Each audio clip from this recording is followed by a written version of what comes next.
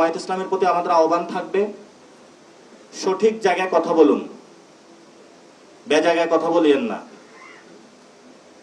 ৭১ও আপনারা উল্টাপাল্টা কাজ করেছিলেন, ২৪ও এসে এখন মাথায় ভূত চেপেছে উল্টাপাল্টা কাজ শুরু করেছেন। এজন্য জামায়াত ইসলামীকে আমরা বলবো, গণভোট নিয়ে জনমনে আতঙ্ক সৃষ্টি না করে সংস্কারের জন্য নোট অফ ডিসেন্টের প্রক্রিয়াগুলো কিভাবে আমরা একটি সমাধানে পৌঁছতে পারি, আদেশটা কিভাবে জারি করা যায়, ডক্টর ইউনূস শহীদ মিনারে কখন এসে জারি করবেন, সেই বিষয়ে আপনাদের দাবি তোলা উচিত।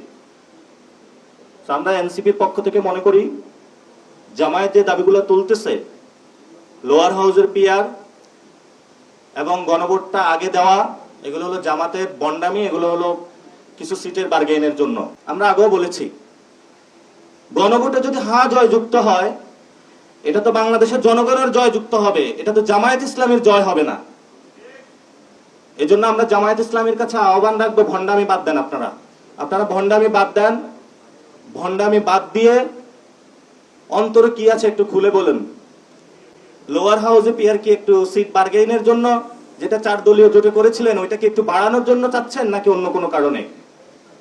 গণভোটের প্রশ্ন বা তারিখটা আগে চাচ্ছেন, এটা কি কিছু সিট বাড়ানোর জন্য, নাকি অন্য কোনো কারণে? যদি রাজপথে নামতে হয়, যৌক্তিক দাবি নিয়ে নামেন।